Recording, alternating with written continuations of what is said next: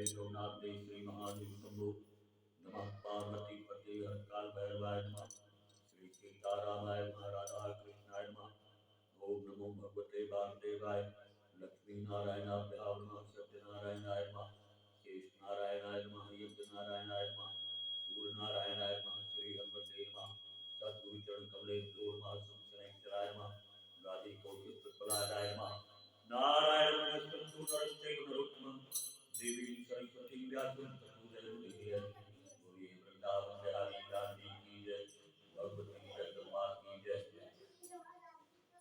कल की कथा सप्ताह यज्ञ के रूप में अपनी स्थापना, कथा का नियम बताया गया है। कथा में 18,000 और मुख्य पाठ 18,000 श्लोकों का पाठ यज्ञ की पूर्णता है। संध्या के समय क्योंकि अगर पाठ नहीं पूरा हो रहा तो शाम की कथा भी आवश्यक रहती है, पर पौराणिक उसको समय पे उसको पूरा कर सकते हैं अगर सवेरे से दोपहर तक पूरी नहीं हो पाए, क्योंकि अगर उसका पाठ नहीं हुआ तो ऊपरी चाहे जितनी कथा आप करते रहो, नाच गान करते रहो, वो यज्ञ पूरा रहता है। धुंधकारी जब तर नहीं रहा था, आज की कथा में आएगा, जब धुंधकारी नहीं तर रहा था तब सूर्य नारायण ने यही बताया था कि सप्ताह यज्ञ के मिलान से 18,000 श्लोक का पाठ करो। कैसा भी प्रेत होगा, घर की किसी भी प्रकार की समस्या होगी, नष्ट हो जाती है। परेशानी गृहस्थी में बहुत रहती है, तो सबसे बड़ा उपाय यह है कि भगवान की कथा में मन रम जाए, क्योंकि ये शरीर है और शरीर के अंदर आत्मा है, तो मुख्य वस्तु तो आत्मा है जिसका हम पता नहीं लगा पाए, और शरीर जिसने भी धारण किया है उसको कष्ट होगा। दैहिक, दैविक और भौतिक 3 प्रकार के कष्ट होते हैं, शरीरधारी को होते हैं, पर धर्मात्मा के कष्ट कट जाते हैं, क्योंकि मुख्य वस्तु ही धर्म है, धर्म ही धारण करता है। हम ऊपरी कुछ भी दिखावा करते हैं, अगर अपने धर्म से विचलित हैं तो वो प्राणी नष्ट हो जाता है, वो समय ही नष्ट हो जाता है। कल स्थापना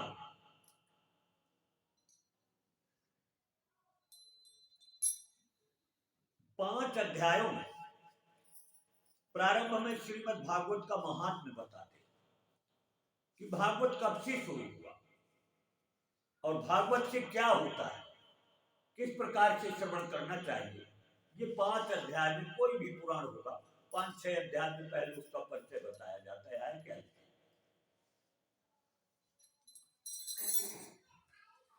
नैमिषारण्य की सभा अपनी सबसे बड़ी है। ब्रह्मा की सृष्टि में सतयुग, त्रेता, द्वापर और कलयुग, ये 4 युग, इन चारों युगों से समय की गणना होती है, काल की गणना होती है। चारों युगों का अलग अलग स्वभाव है। सतयुग में किसी को कुछ बताने की जरूरत नहीं, अपनी बुद्धि से बल से सब तपस्वी होते हैं, सब ज्ञानी होते हैं, सब विज्ञानी होते हैं, किसी को कथा सुनाने की जरूरत नहीं। धर्म के 4 चरण होते हैं, तप, शौच, दया और दान। तो सतयुग में चारों चरण रहते हैं, सब सक्षम रहते हैं अपने तरफ। त्रेता युग से चरण कीर्तन प्रारंभ होता है और वहीं से प्रपंच शुरू हो जाता है, माया का प्रभाव प्रारंभ हो जाता है। द्वापर में 2 चरण टूट गए, कलयुग आते ही तीसरा चरण टूट जाता है, एक तरह से धर्म चल रहा है, और जाते जाते आखिरी में वो भी टूट जाएगा, अनाचार बन जाएगा। कलयुग आखिरी युग है और तीनों युग के पते किसमें जन्म लेते, इसमें नरक से आए हुए लोग उत्पन्न होते हैं। अब चूंकि भारतवर्ष, तो भारतवर्ष में कितना भी अज्ञानी आवे उसको प्रकृति मौका देती है। जगह जगह कथा हो रही, जगह जगह मंदिर बने हैं, जगह जगह तीर्थ है, जगह जगह नदियां हैं। भारतवर्ष में कहीं न कहीं धोखे से भी मुक्ति हो जाती है, पापी भी चल जाते हैं। तो सबसे बड़ा भाग्य है अपना भारत में जन्म लेना, और भारत में आवे तो खाने पीने सोने जाने में काम क्रोध मद लोभ में फिर ब्राह्मण तो नहीं लगा, क्योंकि ब्राह्मण मनुष्य नहीं। अगर हम माइक में बाहर कहेंगे कि ब्राह्मण मनुष्य नहीं, हम देवता, तो संसार जल जाएगा, विरोध खड़ा होगा। ये बात शास्त्र कहता है, हम नहीं कह रहे। हम अपने स्वरूप को 3 वर्ण चाहे जो करें, ब्राह्मण क्षत्रिय वैश्य तीनों का यज्ञ हो रहा है, तीनों द्विज कहलाते हैं। और ब्राह्मण द्विज श्रेष्ठ कहलाता है, ब्राह्मण जगत का गुरु होता है। और शूद्र की बात करें तो शूद्र पशु, उसके पास ज्ञान विज्ञान नहीं रहता, वो पशु योनि से शूद्र में आ गया, या वृक्ष योनि से शूद्र में आ गया, उसके ज्ञान नहीं रहता, वो खाने पीने सोने जाने का है। उत्तम ब्राह्मण ही रहना, क्योंकि ब्राह्मण पर भगवान की कृपा रहती है कि इससे तपस्या न की होती तो ब्राह्मण कैसे बनता। अब ब्राह्मण कुल में आके हमारा काम किया, धर्म की दृढ़ पराकाष्ठा में पहुंच के और अपनी मुक्ति कर देना, अपने परिवार की मुक्ति कर देना। बड़े बड़े जितने भगत आए, आगे आएगी राजा बलि की कथा, जितने जितने बड़े भक्त गए, वो जाते जाते ये ना कहने की हम के लिए चलो, नहीं, हमारे पूरे कुटुंब के लिए चलो। और बड़े दिन वाले तो कहते हैं कि हमारे पूरे गांव को लिए चलो। और राम जी का बहुत बड़ा देवता, उन्होंने कहा मेरी पूरी अयोध्या को लिए चलो, मैं पूरी सबको लेके, सबका कल्याण चाहता है ब्राह्मण। अब सतयुग त्रेता द्वापर 3 युग खत्म हुए, द्वापर के अंत में और कलयुग प्रारंभ ही हुआ कि ऋषि मुनि हजारों घबरा गए। अब क्या हुआ, धर्म की स्थिति कहां रहेगी, धर्म रहेगा क्या। और लाखों ऋषि पहुंच गए ब्रह्मा जी के पास, ब्रह्मा जी को प्रणाम किया, कहा महाराज कलयुग आ गया है, जब इसमें लिखा है कि धर्म नष्ट हो जाएगा, चौथा चरण भी नष्ट हो जाएगा, तो फिर स्थिति क्या रहेगी। धर्म तो वो है जो धारण करता है, सूर्य चंद्रमा पृथ्वी जो जहां अपनी स्थिति में है वो धर्म ही होंगे, सत्य ही। तब ब्रह्मा जी ने कहा सुनो, मैं उपाय करता हूं। उसने अपने मन से चक्र प्रकट कर दिया, उस चक्र को चला दिया उत्तर दिशा में।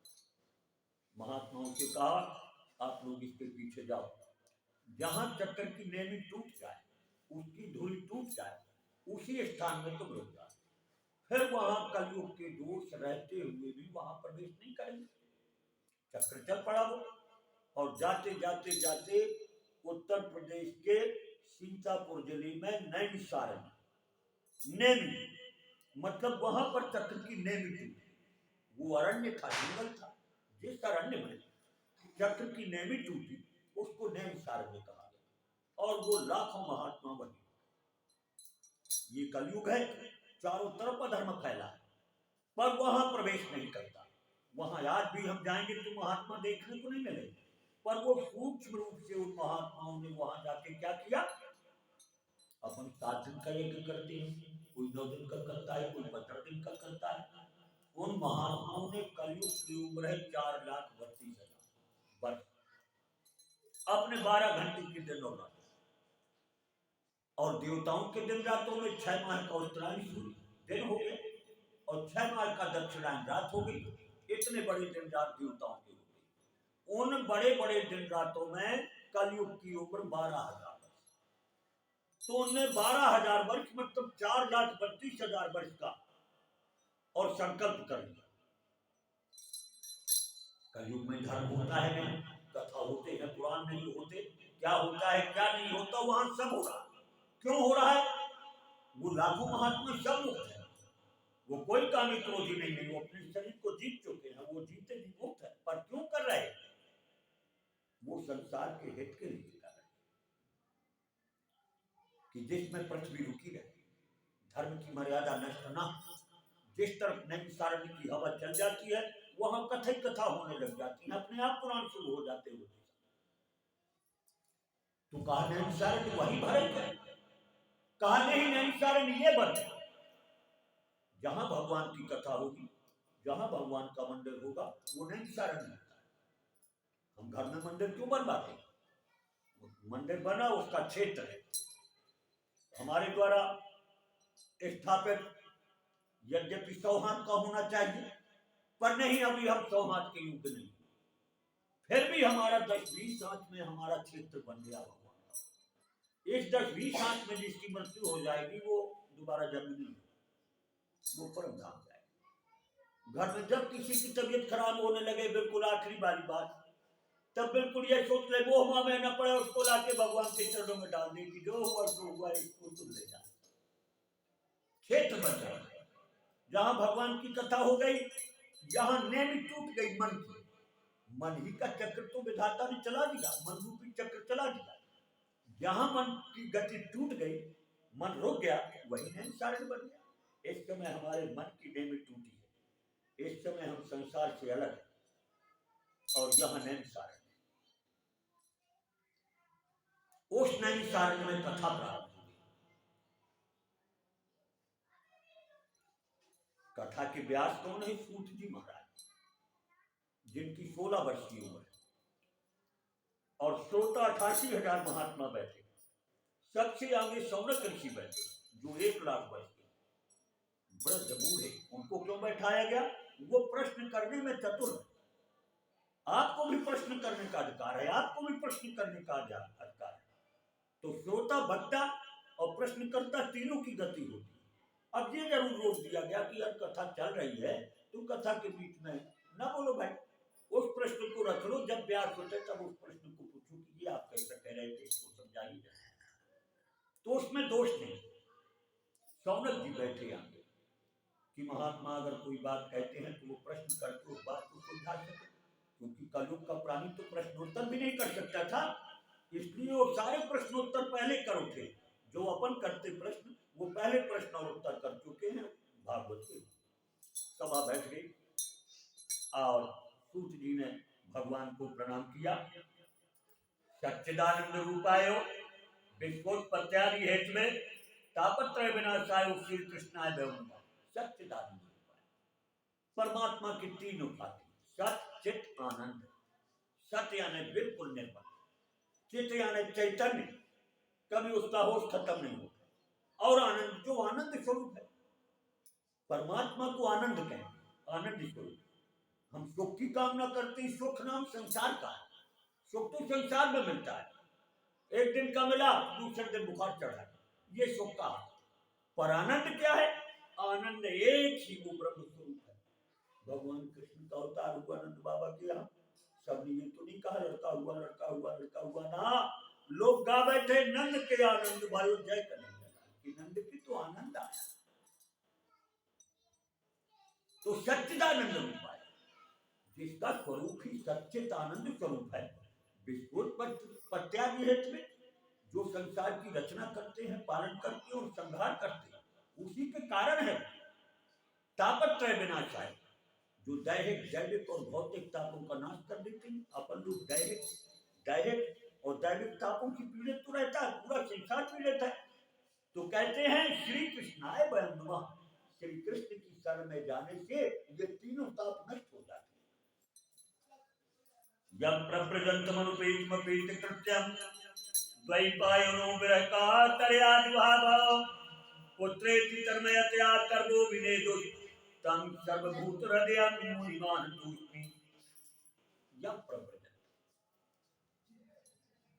सूत जी ने स्तुति किया, भगवान का स्मरण कर लिया, पर इसके बाद किसकी स्तुति करते हैं?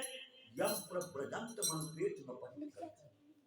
अपने भारतवर्ष में ज्ञान की मान्यता है, तप की मान्यता है, त्याग की मान्यता है। सुखदेव जी की वंदना कर रहे हैं सूत जी, यम प्रव्रजंत मनुपेत मपेत कृत्य। जो सुखदेव जी महाराज 12 वर्ष तक गर्भ में रहने के उपरांत पिता के बारंबार प्रार्थना करने पर गर्भ से बाहर निकले और सीधे जो माया मोह को त्याग कर वन की ओर प्रस्थान कर गए। पुत्र की ममता में बंधे व्यास नारायण हा पुत्र करते पीछे चले गए। जिनने मुड़ के देखा नहीं पिता माता की ओर, ऐसे सुखदेव जी महाराज को हम प्रणाम करते। किसी की और स्तुति नहीं किया, न गणेश की, न सुरेश की, न दिनेश की, न किसी की स्तुति नहीं किया, परम ज्ञानी की स्तुति किया। और स्तुति करने के बाद नैन से सूतमासीन भगवाद्य महामतम कथा अमृत रसास्वादो पुष्टा स्वरूप नैन सारणी की उस बड़ी सभा में सत्संग में बैठे हुए सौनक जी महाराज जो वृद्ध थे, व्यास आश्रम पर बैठे हुए सूत जी महाराज से इस प्रकार प्रश्न करते हैं अज्ञानाद्वंत विध्वंसो कोटि सूर्य समप्रभो सूताख्यायी कथाचारम मंकरण रसायनम। अब कथा तो वहां बहुत दिन से हो रही है, स्थापना हो गई, ये नहीं कि आज ही वहां पर गए और आज ही की भागवत शुरू हो गया। भागवत तो सबके बाद में हुआ। जब 4 वेद हो गए, जब 6 शास्त्र हो गए, जब 17 पुराण हो गए, आज ऋषि कह रहे कि नहीं भाई कथा सुनते हमको बहुत दिन हो गए, आज तो आप ऐसी कथा सुनाइए जो अज्ञानाध्वंत विध्वंस, जो अज्ञान रूपी अंधेरे को नष्ट करने के लिए कोटि सूर्य समप्रभ, करोड़ों सूर्य के समान है। सूताख्यायी कथाचारम। सूत जी कथा सुनते बहुत हो गए, कथाचारम आप हमको कथा का सार सुनाइए जिससे प्राणी की मुक्ति हो गए। भक्ति ज्ञान विरागोक्तो विवेक वर्तते महान, माया मोह राशो वैष्णव कृते कथम। जो बुद्धिमान होते हैं वो अपनी बुद्धि से ज्ञान वैराग्य और भक्ति को विवेक पूर्वक कैसे बढ़ाते। ठीक है अपने पास इतनी बुद्धि है तो क्या इतनी बुद्धि में काम चल जाएगा? नहीं भाई, इसको बढ़ाते कैसे हैं लोग? विवेक के द्वारा। वो विवेक क्या है? ज्ञान और विज्ञान। तो ज्ञान तो सबके पास है, विज्ञान यानी विशेष ज्ञान की जरूरत, और विशेष ज्ञान है भागवत। विशेष ज्ञान संसार का भौतिक ज्ञान नहीं है। भौतिक बहुत बड़े बड़े ज्ञानी है, तो भौतिक ज्ञान संसार तक सीमित है, भौतिक ज्ञान से मतलब उन्होंने कहा नहीं, विवेक बताया। विशेष ज्ञान से युक्त जो कथा हो, जो इस संसार से तारने की क्षमता रखती हो, ऐसी विशेष कथा सुनाइए आप। भक्ति ज्ञान और माया मोह निराशो। भगवान की भक्त इस महाबलवती माया को अपने से अलग कैसे करते हैं, जो कि बड़ी दुर्लभ वस्तु है। माया को जीत ही लेना बड़ी बात है। नारद जी ने हजारों बार 10-10 हजार, 20-20 हजार, 50-50 हजार वर्ष तपस्या करने के बाद वो भगवान के पास पहुंचे। अब भगवान मैंने आपकी माया को जीत लिया, अब मैंने जीत लिया, अब मैंने जीत लिया। जितने बार कहा उतने बार उठा के माया में पड़ता। आखिरी में नारद जी हाथ जोड़ के खड़े हुए, कहा प्रभु कहा नारद मायापति हम ही रहेंगे, आप मायापति बनने की कोशिश न करो। लक्ष्मी नारायण भगवान संज्ञा हमारी रहे, आप तो हाथ जोड़ के भक्त बन के जिस अहंकार को लेकर, ठीक है आप 50,000 वर्ष तपस्या में बैठे रह गए, तो आपको हम आ गया कि मैंने ऐसा कर लिया। कहा नहीं, ये भी माया, मैंने ऐसा कर लिया, ये भी माया। कहा इस माया को अहंकार से नहीं जीता जाता, हाथ जोड़ के, क्योंकि वो माया भी तो सच्चिदानंद रूपी है, वो भी तो भगवान की अंश है, भगवान के शरीर से ही माया प्रकट हुई है, कहीं और से थोड़ी आई। तो जो भगवान सच्चिदानंद है तो उसकी माया भी सच्चिदानंद रूपी उतनी महाबलवती है। जो सारे विश्व की ये कौन करते हैं? ये क्या भगवान रखते हैं? भगवान तो केवल इच्छा करते हैं, और उसकी इच्छा शक्ति जो माया है ये ब्रह्मांड रचा के रख देती। पूरा कहाँ पैर रखेंगे माया की बात कुछ नहीं। भगवती महाशक्ति नमः। ए घोरे करो प्रायो जीवष्टा स्फुर्तांगता क्लेशक्रांत तस्यो शोधने के परायण। ये घोरे कलो, इस कलयुग को घोर कहा गया। ये नहीं कि अपन प्रार्थना करें प्रभु हमको फिर भेजना, प्रभु हमको फिर भेजना, नहीं, ऐसी कामना कभी न करे अब संसार, क्योंकि आने वाला समय जो और नष्ट होगा, वर्षे वर्षे क्रमात जाता मंगलम ना प्रभु। हर वर्ष संसार से कल्याण की विदाई होती चली। मन में ये नहीं सोचे कि यार 50 वर्ष पहले तो कुछ नहीं था, अपनी बात ये 50 वर्ष में इतनी बड़ी तरक्की होगी। कहा ये क्या हो गई तरक्की, हो क्या नहीं हो गई, ये ऊपर से हो रहा, हम कुछ नहीं होते। हम अगर होते सक्षम तो 50 वर्ष पहले सब हो गया होता। नहीं, वो समय का निर्धारण और समय का विवेक वहां से होता, निर्णय वहां से होता, क्योंकि कारण वो है, कारण हम नहीं, हम कार्य, हम उसके कार्य के लिए नियुक्त हुए हैं तो हम कार्य कर रहे हैं, बाकी कारण तो वह है, कारण काम वहां से चलता। क्लेशकांत इस घोर कलयुग के आने से जीव आसुरी गति में चला जाएगा। दो गति होती है, एक सुर एक असुर, दो ही प्रकार के मनुष्य होते हैं, एक अच्छा एक खराब। तो सुर और असुर काली कलयुग में आसुरी गति में लोग चले जाए शोधने के परायण। तो ऐसा आसुरी गति में गया हुआ कलयुग का प्राणी अपने शोधन में कैसे सक्षम होगा? अपना उद्धार कैसे कर पाएगा?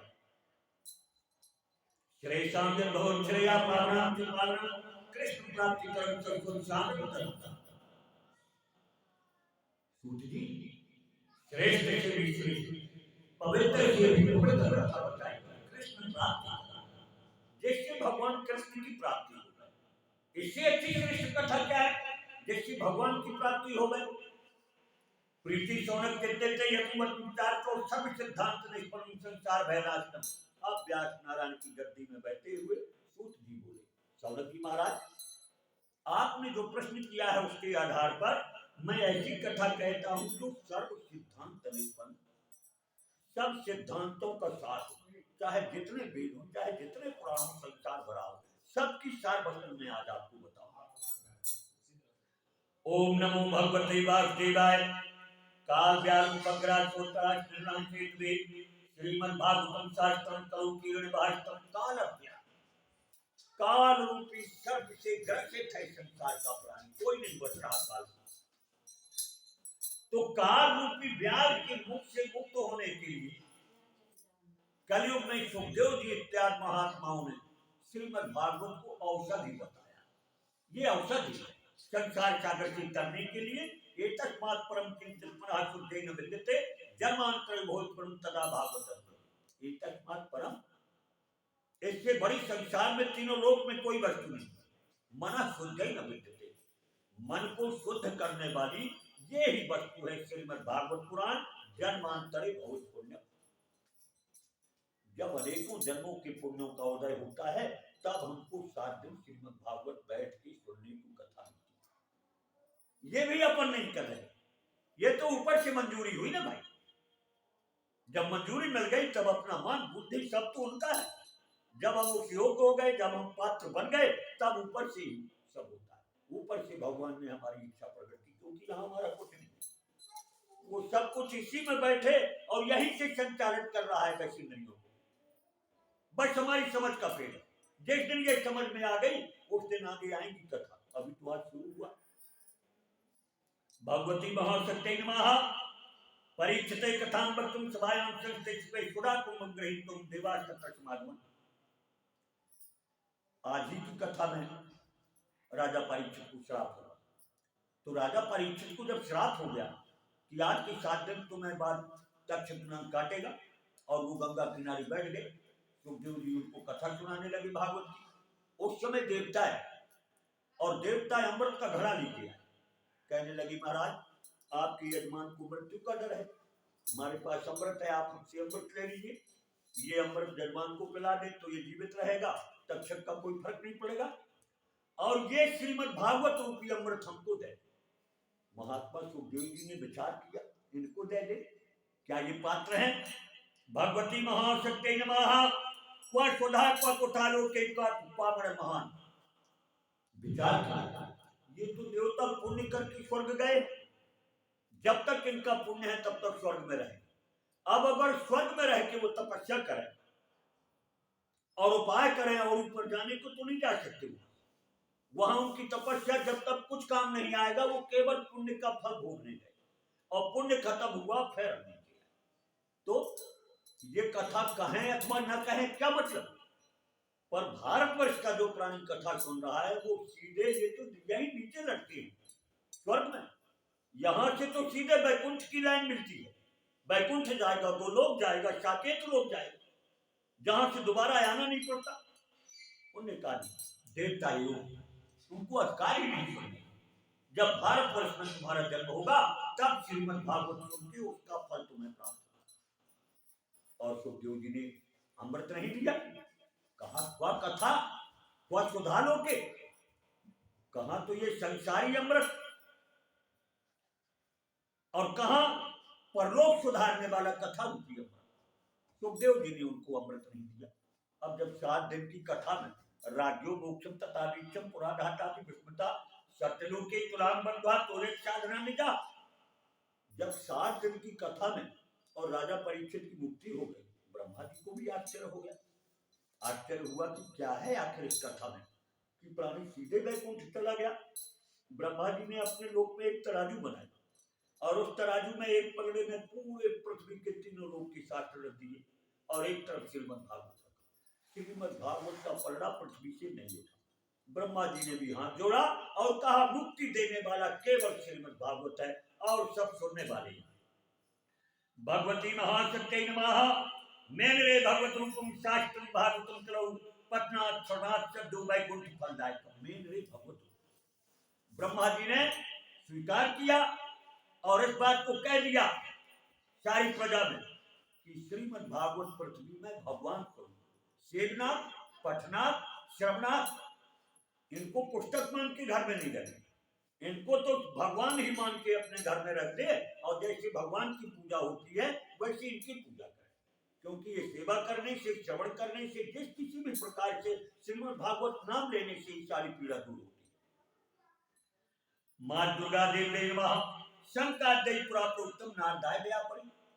सूत जी कहते हैं यद्यपि नारद जी को ब्रह्मा जी ने पहले श्रीमद् भागवत सुनाया था, पर 7 दिन का सप्ताह यज्ञ शंकादिक मुनि, नारद जी से बड़े हैं शंकादिक मुनि, ब्रह्मा जी के ही पुत्र, सृष्टि में सबसे पहले वही उत्पन्न हुए और वो केवल 5 वर्ष की उम्र के बालक रहते हैं, अरबों वर्ष जिनकी उम्र का कोई ज्ञान ही नहीं कब से, पर वो 5 वर्ष के बालक। अपने यहाँ कथा हो रही है ना, अपने यहाँ भी वो आएंगे चाहे किसी रूप में आ जाए, जहां भगवान की कथा होती वहां जाएंगे, उनका ये कथा मात्र की जीवना। भगवती महाशक्ति नमः। सौनक जी ने प्रश्न कर दिया लोक विग्रही। महाराज आप कहते हो कि नारद जी ने सत्कालिक ऋषियों से सप्ताह यज्ञ का विधान जान के और 7 दिन बैठ के कथा सुनी। अरे भाई नारद जी को तो श्राप है दक्ष प्रजापति का कि वो एक घड़ी से ज्यादा कहीं रुक नहीं सकते। अब जब एक घड़ी से ज्यादा कहीं नहीं रुक सकते तो 7 दिन कब बैठे, ऐसा मौका कब मिला हो। यहाँ पर सूत जी कहते हैं एकदा ही विशालायाम चत्वार शोभला सत्संगातम समाया था नारदम। सूत जी ने कथा प्रारंभ किया।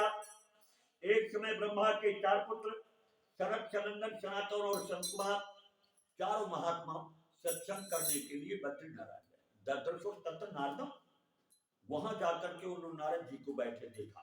नारद जी कैसे बैठे थे, सिर नीचे किए दुखी चिंता में मग्न।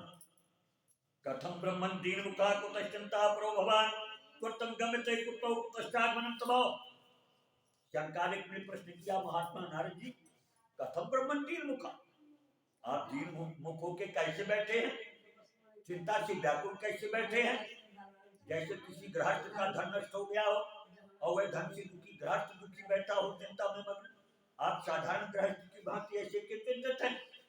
भगवान के भक्त को और वैष्णव को इस प्रकार की चिंता करने की जरूरत नहीं रहती, क्या कष्ट है आपको।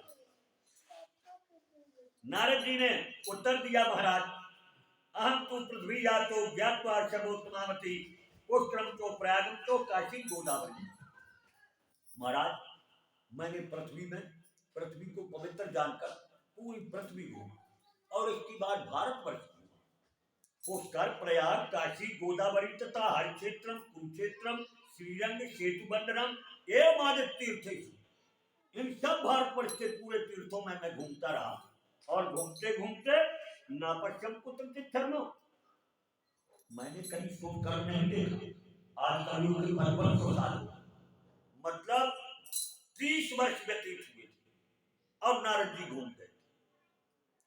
30 वर्ष जब कलयुग के हुए थे तब नारद जी घूमे और उन्होंने कहा मैं पूरी पृथ्वी घूमा, भारतवर्ष घूमा, तीर्थ तीर्थ घूमा, मुझे कहीं शुभ कर्म देखने को नहीं मिले। क्या देखा मैंने। मां दुर्गा देवी नमः। कलिना धर्म मित्रेणो धरे अंबादिता। कलयुग के मित्र धर्म ने पूरी पृथ्वी में अपना साम्राज्य जमा लिया है। सत्यम नास्ति तथा शोचम दया दानम विद्यते उदरम परदेवा बराका कुभाषणा। धर्म के 4 चरण सत्य तप दया शौच, ये चारों धर्म टूट गए 5000 वर्ष पहले, अब तो बहुत हो गया। उदरम भरणो जीवा, नारद जी कहते हैं पूरा जीव समुदाय उदरम भरणो पेट भरने में लगा है। बराका कुभाषणा, रात दिन झूठ बोलकर पेट भरने में लगे। मंदा सुमंदेव मंद भाग्या पत्रता पाखंडता शंतो विरक्ता सफरता मंदा सुमंद मंद। कलयुग में मंद कर्म करने वाली प्राणी जब मंद कर्म करते हैं तो मंद भाग्य निर्माण होता है, तो मंद सुख प्राप्त होता है। पाखंड निर्दास। इतने वर्ष पहले नारद जी कह रहे हैं संत जो मैंने देखा वो पाखंडी देखे। ये कलयुग पाखंड है, कलयुग का स्वरूप ही पाखंड है। हर मनुष्य के दो रूप है, अंदर कुछ बाहर कुछ। पाखंड धर्म भी कर रहे हैं, घंटा भी बजा रहे हैं, आरती भी कर रहे हैं, सब करने के बाद वो अंदर वाला शरीर छुपा है। कहा पाखंड ने तो संतों, जब संतों को कह दिया कि वहां के संत सब पाखंडी मिले, और इसके बाद विरक्ता सपरिग्रह जो बैरागी बन गए हैं, वो बैरागी जाके वृंदावन में 1 करोड़ का मकान बना लिए। सपरिग्रह जो अपने को बैरागी कहते हैं उनके पास बहुत धन है, ग्राहक से ज्यादा बहुत धन है। तर्दी प्रभुतागे हिस्सार को कन्या विक्रम तो लो बात दंपति नाम विक्रम। अभी नारद जी ने कहा दंपति नाम से कल संसार में लोग के कारण अपनी कन्या भी बेचने की शर्म नहीं कर। दंपति नाम से कल्पना, पति पत्नी में रात दिन झगड़ा हो रहा है, ये उचित है? पति पत्नी का एक रूप होता है, वो समझ नहीं पाए अपने जीवन। पत्नी है क्या? पत्नी पुरुष को पति को पतन होने से बचाती है। पत्नी दुर्गा है, ब्रह्मा जी नहीं बना पाए इसे। जब थक गए पुरुष बना बना के, बाद में हमने दुर्गा की तपस्या किया, अर्धनारी सब प्रकट हुए। शिववादी में दुर्गा। दुर्गा जी को ब्रह्मा जी ने कहा नहीं मां, मेरी हिम्मत नहीं है, तुम ही बन जाओ, तीनों लोकों में तुम ही बन जाओ। वही दुर्गा ब्रह्मलोक से नीचे तक वैकुंठ साकेत लोक में कहा नहीं है। वैकुंठ लक्ष्मी, साकेत लक्ष्मी, गौलोक की लक्ष्मी, स्वर्ग लक्ष्मी, ग्रह लक्ष्मी, पाताल की लक्ष्मी, नारी विष्णु माया प्रकट, वो भगवान की माया। दुर्योधन ने द्रौपदी के बाल पकड़ के खींच के घसीट दिया, उसकी सारी लक्ष्मी नष्ट हो गई। कंस ने देवकी की चोटी पकड़ के घसीट दिया, उसकी सारी लक्ष्मी नष्ट हो गई। सीता का अपमान कर दिया, रावण ने उसका सर्वस्व नष्ट हो गया। कहा नहीं, वो स्त्री है, आप में तो सतोगुण भर है, किसी में रजोगुण है, किसी में तमोगुण है, वो त्रि है, त्रिया है, उसमें तीनों गुण। भगवान की माया, उसको जिसने ठूसा मार दिया, उसकी बात खींच दिया, अपमान कर दिया, उसने अपना सब कुछ बिगाड़ दिया। ये शास्त्र की बात मैं रहा हूं, किसी को कुछ नहीं। तो यहां पर भगवती महाशक्ति नमः तन्नी प्रत्यागे हिसाल को कल्याण कन्या या विकल्प दंपति नाम चलता है। आश्रमा जब दुष्टाश तीर्थन सतत आर्य आश्रमों में जबल बैठ गए, तीर्थों को नष्ट कर डाला, मूर्तियों को तोड़ डाला। दुष्टै नष्टान भूषा, दुष्टों ने मूर्तियों को और तीर्थों को नष्ट कर दिया। 5000 वर्ष नारद कहते न योगी न सिद्धो न ज्ञानी सत्यो नरा कल दावा ले ना जो साधन भक्तान करो। उन्होंने कहा शरद कुमार महाराज, मैं पूरी पृथ्वी में घूमा, न मुझे कोई योगी मिला, न मुझे कोई ज्ञानी मिला, न कोई मुझे सत्कर्म करने वाला मिला, और न मुझे कोई सिद्ध मिला। भगवती महाशक्ति नमः कलयुग की अधर्म की सबको नष्ट कर दिया है। अट्टशूला जनपदा शिवशूला दुजात्या कामिन्या केशूला समूर्ति कला में हो। अट्टशूला जनपदा पूरा संसार अन्न बेचने में लग गया, शिवशूला दुजात्या ब्राह्मण वेद बेचने में लग गए हैं। हम इतना रुपया लेंगे तब कथा सुनाएंगे, तब यज्ञ करेंगे, तब तुम्हारा कष्ट दूर करेंगे। अट्टशूला जनपदा ब्राह्मण वेद बेचने में लग गए। कामन्या केशूला, कलयुग में स्त्रियां भी सतीत्व को नष्ट कर चुकी हैं। संभवंती कला में, इसका नाम कलयुग का कलह है। कलह घर से लेके बाहर तक कलह मची हुई है। एवं पश्चिम कलर दोषान पर्यटन भीमम यामम तस्मापन्नो जत्रीला रेणुत एवं पश्चिम कलर दोषान। इस प्रकार से मैं कलयुग के दोषों को देखता हुआ और भ्रमण करता हुआ यमुना की तट में पहुंचा। जहां भगवान ने पवित्र और लीला की है, एकात्म तरुणी तत्व विसन्नाथी ने मानसा, वहां मैंने देखा महाराज एक तरुणी स्त्री बैठी और उसके चारों तरफ हजारों देवियां बैठी। वो साधारण स्त्रियां नहीं थी, दैवी स्त्रियां थी। और नारद जी का स्वभाव है, जहां चार जने इकट्ठे हैं नारद जी वहां पहुंच जाएंगे। यहाँ वो क्या रहा, नारद जी पहुंच गए भीड़ देख करके। पर जब भीड़ देख करके पहुंचे तो वो बाला भी कहने लगी स्त्री, भो भो साधु चम तिष्ठो मत चिंता मुकनाशो। वो बाला खड़ी हो गई स्त्री, अरे अरे साधु महाराज रुकिए, एक घड़ी रुक जाइए, हमारी चिंता को दूर कर दीजिए। नारद जी आए, रुक गए। देवी कौन हो आप, क्या कष्ट है आप? कहा मैं भक्ति, भगवान की भक्ति। ये दोनों मेरे पुत्र पड़े हैं ज्ञान और वैराग्य, इनको ऐसी निद्रा आई है कि ये उठा ही नहीं रहे। मैं माता इनकी तवनी हूं और मेरे दोनों वृद्ध जो पुत्र हैं ये बूढ़े हो गए, इनकी सांस भी अच्छे से नहीं चल रही, ये कब से सो रहे उठ नहीं रहे। महाराज इनका रूप दूर कर दीजिए, इनको उठा दीजिए, इनको तरुण कर दीजिए। संसार में हम देखते हैं कि माता पिता तो वृद्ध है, पुत्र तरुण होंगे, ऐसा तो नहीं देखा कि पुत्र बूढ़े हो जाए और माता पिता तरुण हो। महाराज इस बात को देखिए आप। नारद जी महाराज आगे गए, उठो उठो ज्ञान, उठो उठो वैराग्य, उठो उठो। वो बिल्कुल नहीं उठ रहे थे। नारद जी ने उनके मंत्र कानों में गायत्री के मंत्र कहे, अनेकों तंत्र मंत्र किए, गीता के वाक्य कहे। जब पूरी तपस्या का मैदान लगा दिया तब कहीं वो थोड़ी मोड़ी सांस ली के उठे और जब आते हुए फिर गिर गए। नारद जी ने विचार किया, हे भगवान मेरी पूरी तपस्या लग गई, तंत्र मंत्र लग गया, ये उठ नहीं रहे, क्या बात है? सोच में पड़ गए। उन्होंने भगवान गोविंद को स्मरण किया। वैसे आकाशवाणी हुई, नारद इनको उठाने के लिए सत्कर्म करना पड़ेगा और सत्कर्म की शिक्षा देंगे महान गुरु, जो साधुओं में मुकुट के समान होंगे, साधुओं में जो श्रेष्ठ होंगे, ऐसे साधु आपको सत्कर्म का उपदेश देंगे। बात साफ नहीं बताई आकाशवाणी ने। नारद जी ने विचार किया, सत्कर्म, तो सत्कर्म क्या है भाई? सत्कर्म तो 4 बजे स्नान कर लेना भी सत्कर्म है, फिर भगवान की पूजा करना भी सत्कर्म है, दान देना भी सत्कर्म है, तीर्थ जाना भी सत्कर्म है। तो ये सत्कर्म कब तक करेंगे, कब तक ये सोते रहेंगे? अब उन साधुओं की जरूरत, तो जो साधु मुझे उपदेश देने वाले हैं ऐसी साधु को कहां ढूंढूं मैं? अब नारद जी ने मन में विचार किया और वहां से उसको प्रणाम करके भक्ति को बढ़ाई दे करके वहां से निकल पड़े। सत्कर्म क्या है प्रश्न उठ पड़ा।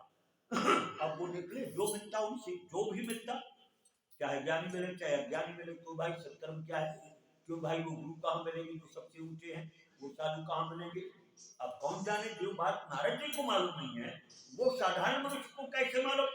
नारद जी को तीनों लोक में घूम गए, तीनों लोक में हलचल मच गई। अब तो ये हाल हुआ कि अगर नारद जी वहां से आ रहे हैं तो लोग अगल बगल हो जाके कि जाएंगे और पूछेंगे कि सत्कर्म क्या है। तीनों लोकों में हलचल मच गई। थक गए नारद जी, कहीं प्रश्न का उत्तर नहीं मिला। अब आके वो बद्री नारायण में बैठे, और बद्री नारायण में बैठे हैं तो सोच में बस नहीं, सिर झुकाए बैठे हैं। संत कुमार आए, संत कुमार ने कहा, क्यों ब्राह्मण देवता कथम दीन मुखा, क्यों दुखी होके बैठे हो? नारद जी ने इतनी कथा बता दी कि मैं इसलिए दुखी बैठा हूं कि वहां ज्ञान वैराग्य में हो डरे है, वृद्ध है, उनकी वृद्धता क्यों नहीं जा रही, मेरा तंत्र मंत्र शक्ति लग गई, उसका क्या उपाय है? सत्कर्म क्या है महाराज? और नारद जी ने देखा संत कुमार को, अरे कहा गुरु तो मिल गए, क्योंकि इनसे बड़ा कोई गुरु नहीं है, ब्रह्मा के बाद इन्हीं का नंबर है। कहा गुरु तो मिल गए। कहा महाराज सत्कर्म क्या है? नारद जी के कहा सुनो, सत्कर्म है भागवत ज्ञान यज्ञ। यज्ञ कई प्रकार के होते हैं, कोई तप यज्ञ करता है, कोई द्रव्य यज्ञ करता है, कोई जप यज्ञ करता है, कोई स्वाध्याय यज्ञ करता है, कोई ज्ञान यज्ञ करता है। तो सब यज्ञों में ज्ञान यज्ञ से, ज्ञान में कुछ नहीं है तो ज्ञान में कोई वस्तु की जरूरत नहीं है। ज्ञान यज्ञ ऐसा है कि मन में ही और अपने मंत्र का जब या किसी का मंत्र जब किया जाता है, ज्ञान यज्ञ हो गया। हम खाते पीते सोते जागते ज्ञान यज्ञ में लगे रहे, तो ज्ञान यज्ञ है श्रीमद् भागवत। नारद जी ने कहा श्रीमद् भागवत में नई वस्तु कहां से आ गई? मैंने गीता सुनाई, 17 पुराण के सार सुना दिए, अपनी तपस्या लगा दिया। श्रीमद् भागवत में अलग से क्या वस्तु है? शरद कुमार ने कहा श्रीमद् भागवत सार वस्तु। कैसे? जैसे एक वृक्ष लगा है आम का, तो भाई मनुष्य अपन लोग जड़ न खा ले, उसकी छाल न खा ले, लकड़ी ने तोड़ के खा ले, पत्ता ने खा ले, पर किसी में रख नहीं है, सार वस्तु है फल। वृक्ष लगा रहे, उसका सार वस्तु है फल में अलग स्वाद है। भाई दूध को जमा दिया है और दूध से जो घी निकला सार वस्तु, तो उस घी से कितने बड़े पकवान बन जाते हैं कि भगवान को भोग लगते हैं। गन्ना में भी तो शक्कर रहती है, पर जब हमने उसकी रस निकाल करके और शर्करा बना दिया, तब उससे कितने व्यंजन बन जाते हैं, मिष्ठान बन जाते हैं। तो भागवत है श्री सार वस्तु, इसलिए भागवत से सब कुछ सम हो जाता है, सांसारिक पीड़ा भी नष्ट हो जाती है और परलोक का मार्ग खुल जाता है। तो नारद जी ने हाथ जोड़ा, कहा महाराज अब हमको आप श्रीमद् भागवत की कथा सुनाइए, कहाँ सुने हम और सप्ताह यज्ञ कैसे हो ये आप बताएं। शरद कुमार ने कहा नारद, हरिद्वार में गंगा जी के किनारे एक आनंद नाम का तट, वो इतना सुंदर जल वाला तट है कि निर्मल जल, अनेकों रंग के वहां कमल खिले रहते हैं, वहां की बालू जो रेत है उसमें सोने और चांदी के कण चमकते रहते हैं।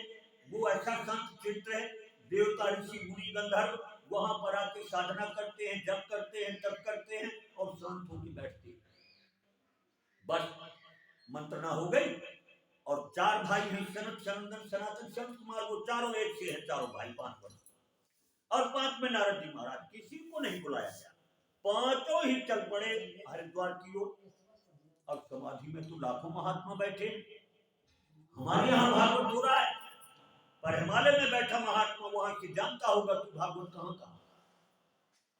समाधि में बैठे महात्मा समझ करके कि नारद जी और संत कुमार जी हरिद्वार में श्रीमद् भागवत सप्ताह यज्ञ करने वाले हैं, अपनी समाधि से उठ उठकर आकाश मार्ग से और लाइन लग गई हरिद्वार की ओर। किसी को किसी ने नहीं बुलाया, वो सब अपने कल्याण के लिए, संसार करने के लिए बड़ी भारी सभा एकत्र होने लगी। जो सक्षम थे वो तो बिना सुन के ही चले गए, बुलावा की जरूरत नहीं।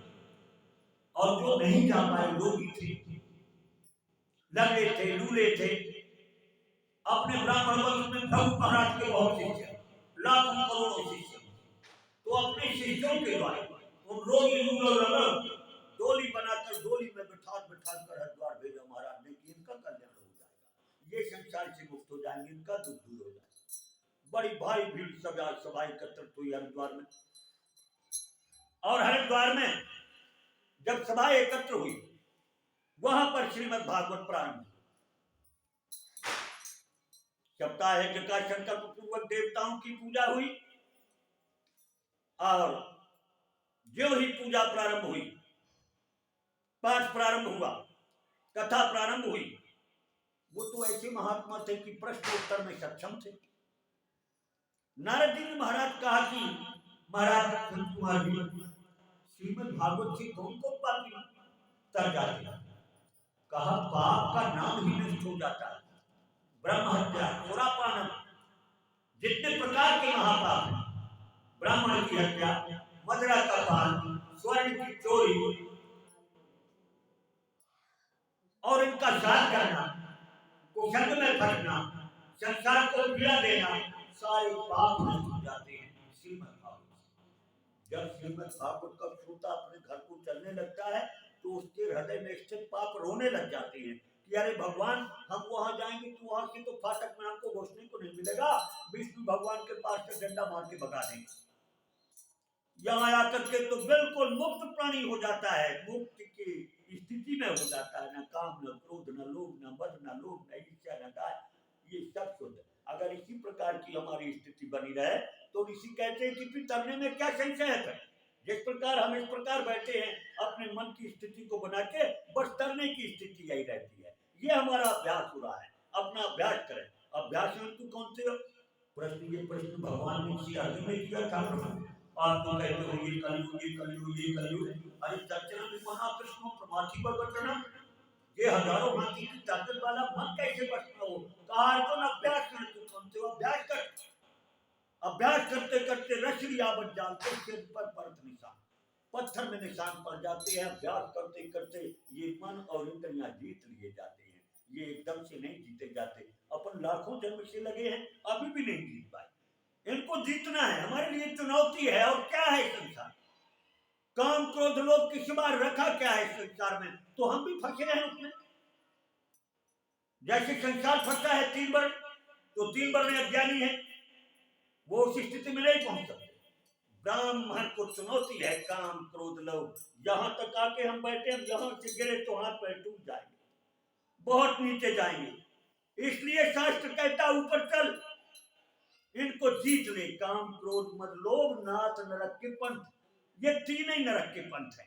3 से चाहे 13 हो जाए, चाहे 23 हो जाए, चाहे 50 हो जाए, इन 3 पर 24 घंटा नजर लगे। ये एक मत कामेश क्रोधेश रजोगुण समझुबा, ये संसार की जड़ है काम क्रोध लोभ। इनमें सारा संसार फंसा। तो सारा संसार फंसा है तो हम भी फंसे, तो हमारी क्या होशियारी इसमें?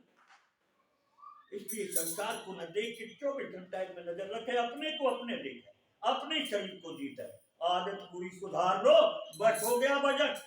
मन की तरंग मार लो, बस हो गया वजन। मुख्य बात है, चाहे हम कथा सुने, चाहे भागवत सुने, चाहे तीर्थ जाए, हमारा उद्देश्य है मन और इंद्रियों को जीतना। इतना तो काम ही जो हम लाखों वर्ष से नहीं कर पाए। पर नहीं, इस जन्म में हमको भगवान ने और ज्ञान दिया, हमारी स्थिति ब्राह्मण में बनाई है। इसलिए संसार को न देखकर चुनौती पूर्वक कहीं भी रहे। संसार के बिना तो चले गए, संसार में रहते हुए भी, कीचड़ में रहते हुए, जल में रहते हुए कमल की भांति हमको जीत रहे। और कुछ यहाँ तो करना पड़ेगा। भगवती महाशक्ति नमः। कहा पाप का नाम निशान नष्ट हो जाता है। कहा कैसे? कहा हम आपको एक कथा बताते। पुराने समय में तुंगभद्रा नदी के किनारे एक गांव था, जहां चारों वर्ण रहते थे, ब्राह्मण क्षत्रिय वैश्य, सब अपने अपने कर्म में तत्पर थे। वहां एक आत्मदेव नाम का ब्राह्मण था, जो भिक्षा मांगता था। ज्ञानी था पर भिक्षा मांगता था। और भिक्षा मांगने के बाद उसने धन जोड़ लिया था, धनवान था। वृद्ध हो गए, और वृद्ध हो गए तो सब कुछ होने के बाद भी संतान नहीं। और ब्राह्मण दुखी थे, सब कुछ होने के बाद दुखी थे। अनेकों उपाय कर लिया, सब कर लिया। और आखिरी में एक दिन यह हुआ ब्राह्मण को कि मैं अब आत्महत्या करूं। और वो जंगल चला गया ब्राह्मण, जाकर के इस सरोवर में जल पिया और एक वृक्ष के नीचे बैठ के लंबी लंबी श्वास ले रहा था।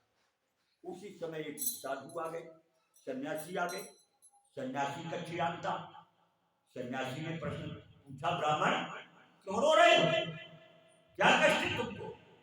अरे कहा महाराज, मैं अपने भाग्य का दुर्भाग्य का क्या वर्णन करूं? मैं जो गौ पालता हूं महाराज, वो गौ बंध्या हो जाती। मैं जो वृक्ष लगाता हूं महाराज, उस वृक्ष में फल नहीं लगते। मैं जो बाजार से फल लेके आता हूं महाराज, उसमें कीड़े पड़ जाते। मैं संतान के लिए तरस रहा हूं। आज मैं आत्महत्या करने आया हूं, यही मर जाऊंगा। अरे ब्राह्मण ने कहा, पागल मर जाएगा? तो आत्महत्या तो सबसे बड़ा पाप है। भाग्य का विधान अलग है, पर आत्महत्या सबसे बड़ा पाप। उसने अपने हाथ से अपनी बिगाड़ लिया और हजारों वर्ष तक पेट बने रहो और वृक्षों में खोखड़ों में पड़े रहो और नरक चले जाओ।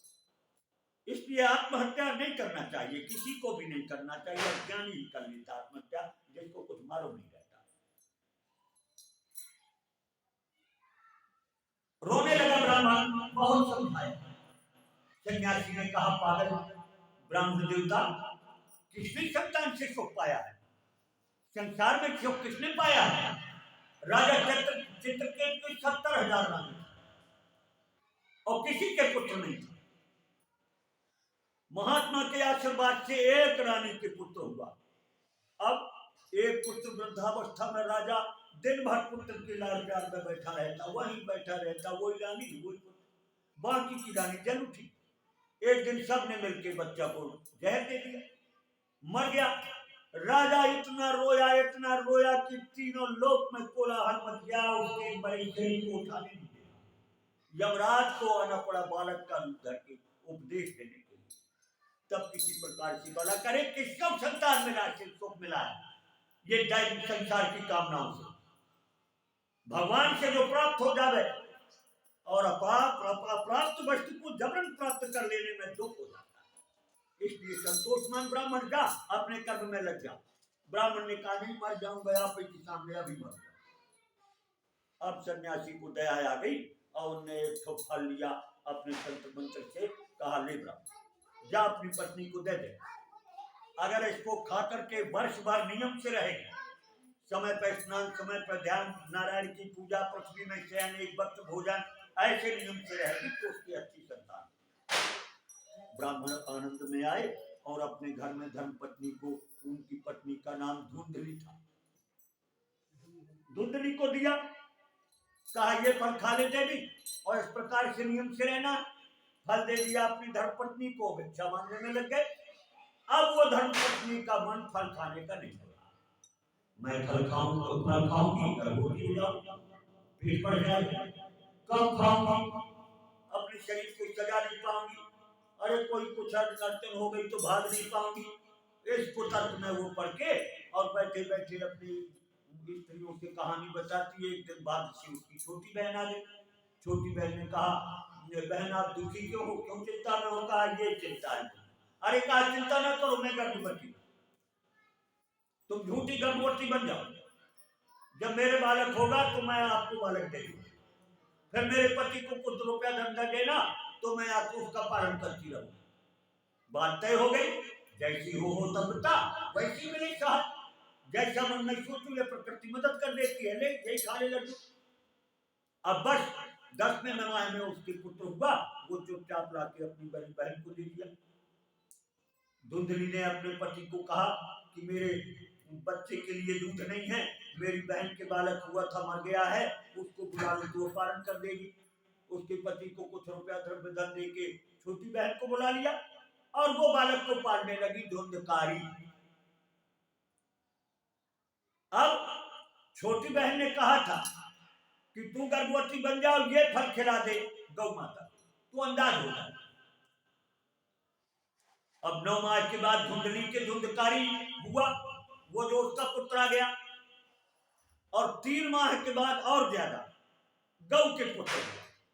वो गौ का पुत्र पूरा मनुष्य जैसे था, केवल कान भर उनके गौ जैसे थे और स्वर्ण के चमकता दिव्य फल वाला बालक हुआ, अद्भुत प्रकट हुआ।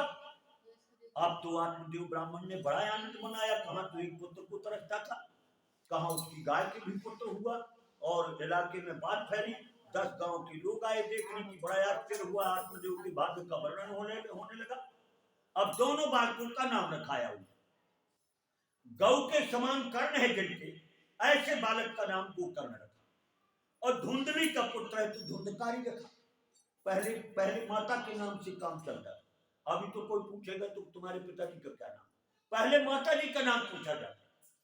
कौशल्या नंदन, सुमित्रा नंदन, देवकी नंदन, कुंती नंदन, ये माताओं का नाम लिया जाता था। माताओं तैयार करती थी बालकों, अभी भी करती हैं वो, पर कलयुग में पिता का नाम चलने लगा। और धुंधली के पुत्र का धुंधकारी नाम हुआ। दोनों बड़े हुए, गोकर्णो पंडितो ज्ञानी, धुंधकारी महाकाला। गोकर्ण तो पंडित और ज्ञानी निकले, धुंधकारी महान दुष्ट हुआ। वो बाल्यावस्था से ही वो यंत्र बना के कंकड़ मारने वाला, वो चिड़ियों को मारता, लोगों को मारता, छोटी छोटी जहां तहां आग लगा देता, छोटे बच्चों को खिलाने ले जाता, कुआं में धकेल देता। इस प्रकार से वो और बड़ा हुआ, जब जवान हुआ तो महान दुष्ट कलयुग का स्वरूप हो गया। राज्य चोरी करता, शराब पीता, और इसके बाद 5 बेटियों की उसने घर में रह के अनाचार करता हुआ चोरी डाका से संबंध लाकर उनका पालन करता। गोकर्ण भगवान की कथा कहते सुनते सत्संग करते, और कुछ दिनों के बाद अपनी तपस्या में वो लगे रह गए। धुंधकारी बड़ा हुआ, उसने अपने माता पिता का पूरा धन नष्ट कर दिया, चोरी का भी लेता वो भी, और दुष्ट कुसंग में फंसा हुआ माता पिता की धन को नष्ट करने के बाद एक दिन उसने उठाई लाठी, पिता को कई लाठी मारी, जो पुत्र के लिए मरा जा रहा था उसको कई अपमान किया, और इसके बाद धन बता नहीं मैं तेरी जान ले लूंगा। पुत्र पिता रोता बिलखता गोकर्ण के पास पहुंचा। गोकर्ण ने कहा पिताजी क्यों रोते हो, का ये हाल, क्या करूं? कहा कुछ न करो, संसार का मोह त्याग के चले जाओ, हिमालय जाओ, ब्राह्मण हो आप, इसके लिए आए। ब्राह्मण का काम ना खेती करना है, ना दुकान करना है, ना कुछ नहीं करना। ब्राह्मण केवल तरने के लिए आखिरी योगी है। ब्राह्मण केवल तपस्या के लिए हुआ है और उसका दूसरा काम नहीं है, चाहे होगा। क्या पिताजी जाइए, संसार की वासना छोड़ दीजिए, मन में परमात्मा को बैठा कर उन्हीं का साक्षात करिए, संसार का त्याग करिए।